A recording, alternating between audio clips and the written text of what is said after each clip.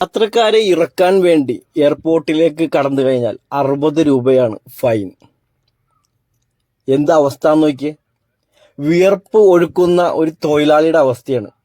എയർപോർട്ടിലേക്ക് എൻട്രി ചെയ്ത് 10 മിനിറ്റിനുള്ളിൽ അവൻ പുറത്ത് ഇറങ്ങിയില്ലെങ്കിൽ അവർക്ക് 100 രൂപ പോയി കിട്ടും. 10 മിനിറ്റിനുള്ളിൽ ഇറങ്ങിയില്ലെങ്കിൽ 100 പോകും. 8-9 മിനിറ്റിൽ ഇറങ്ങിയാൽ 60 രൂപ പോകും. ശരിക്കും ഇത് പിടിച്ചുപറി തന്നെയല്ലേ? പ്രൈവറ്റ് കാറുകൾക്ക് 10 മിനിറ്റ് ഫ്രീ ആണ്. എന്തുകൊണ്ട് ഇത് ടാക്സിക്കാർക്ക് നൽകിക്കൂടാ?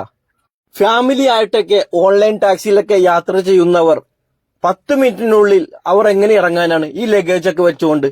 അതും കുറച്ച് പ്രായമുള്ളവരാണെങ്കിൽ ഉന്തി ഇറക്കാൻ പറ്റുമോ ഒരു ഡ്രൈവർക്ക്? പറ്റില്ല. ഈ കാശെല്ലാം ആര് തരും?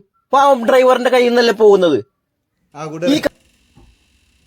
ഈ ഒരു അനുഭവം അത്യാവശ്യം ടാക്സി ഓടിക്കുന്ന എല്ലാവർക്കും ഉണ്ടായിട്ടുള്ള സംഭവം.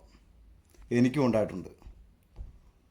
എയർപോർട്ടിൽ കൊണ്ട് ഒരാളെ ഡ്രോപ്പ് ചെയ്താൽ മാത്രം മതി എന്ന് പറഞ്ഞ് കയറിപ്പോയി തിരിച്ചിറക്കി വന്ന് നമ്മുടെ കയ്യിലെ കാശെടുത്ത് കൊടുക്കേണ്ട വന്നിട്ടുണ്ട്. എവിടുത്തെ നിയമം? ആരുണ്ടാക്കിയ നിയമം? ഇതിനൊക്കെ സത്യം പറഞ്ഞാൽ കുറച്ച് ടാക്സിക്കാർ പ്രതികരിക്കും, അവർക്കെതിരെ കേസ് വരും. അല്ല, ഇതിനൊന്നും ഒരു മാറ്റം ഉണ്ടാകത്തില്ല. ആരോട് പറയാൻ? ആര് കേൾക്കാൻ?